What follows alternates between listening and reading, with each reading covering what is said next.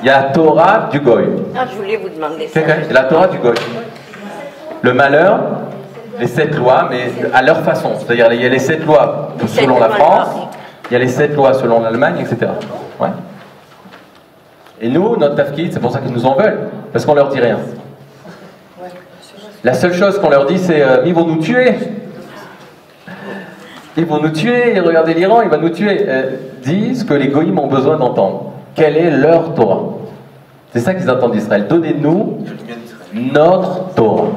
Mettre en lumière. Nous, on a reçu notre Torah, et même pas tout le monde pense que c'est notre Torah, mais même ceux qui pensent notre Torah, c'est pour mieux arriver au Olam Haba. Nous, on a reçu une Torah qui nous a dévoilé dans les lettres de la Torah ce qui est marqué dans notre être. Mais avant d'être marqué dans les lettres, c'est marqué dans l'être. Zainian. Si on arrive à comprendre que quand tu étudies quelque chose de Torah, c'est marqué dans ton être. Alors c'est Mashouacher, c'est toi. C'est pour ça quand on lit chaque Shabbat, de nouveau la paracha, pourquoi on ne se lasse pas? Parce que c'est nous.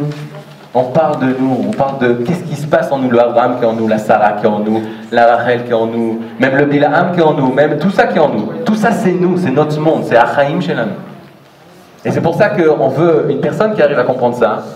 Lorsqu'on arrive à comprendre ça, on est bêta qu'on veut faire des dikdukim ba mitzvot, d'être très pointilleux dans les mitzvot.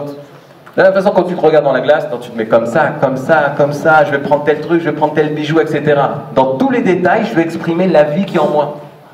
Mais c'est ce qui se passe dans les mitzvot. Chaque diyou, chaque précision d'une mitzvah, c'est l'expression de la vie qui est en moi. Il y a des personnes qui posent la question, qui disent c'est un minag ou c'est une halakha? De quoi?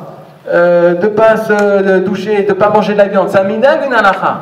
Si on était capable d'entendre la chormat havaya, la sagesse de la havaya qui venait en nous dans cette période, alors on comprenait, il n'y avait même pas une question. Mais une personne qui voit ça, excuse-moi, une personne qui voit ça comme un livre codex avec les lois que Akadosh Borou pendant les vacances pour nous empêcher de partir en vacances. Alors il a placé Dafka dans cette période Ben Ametzarim pour nous empêcher de vivre. Alors on se pose la question, c'est une halakha ou c'est un minag? J'ai le droit de faire ça, j'ai le droit d'aller à la piscine, mais qui loue, je dis c'est pour un mikvé? Ah ben c'est l'olève. Il faut retrouver la tiviout, il faut retrouver notre nature. La Torah, c'est Ateva chez nous, c'est notre nature. Okay. Et pourquoi on étudie alors, si on l'a déjà en soi? Parce qu'on a dû apprendre à marcher et a dû apprendre à parler.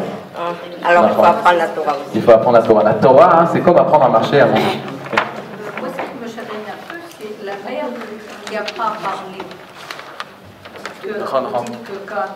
Un singe, il ne parlera jamais. Pardon?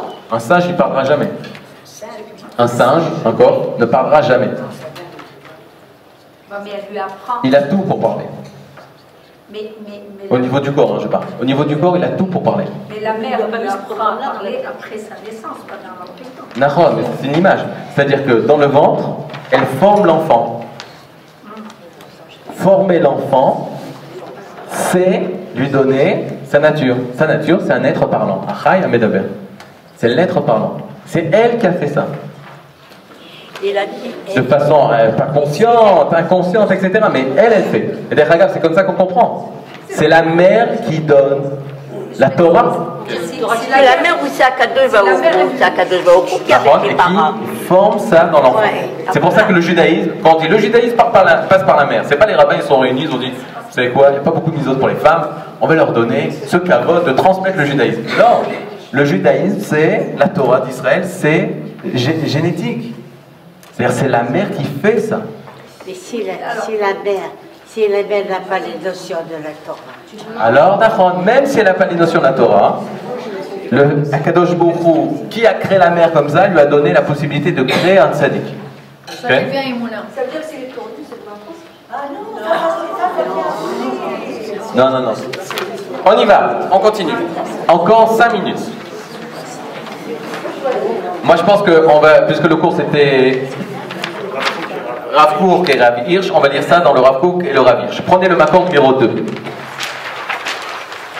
Le Makor numéro 2.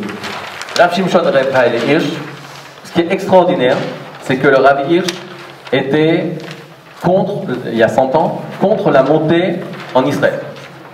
Contre la montée en Israël, des Juifs.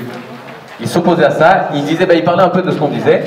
il disait, à ce niveau-là on n'est pas d'accord avec le Rav Hirsch, mais il disait, maintenant que les nations ont grandi et sont sorties du Moyen-Âge et de la Renaissance, etc., on peut enfin leur enseigner les valeurs juives.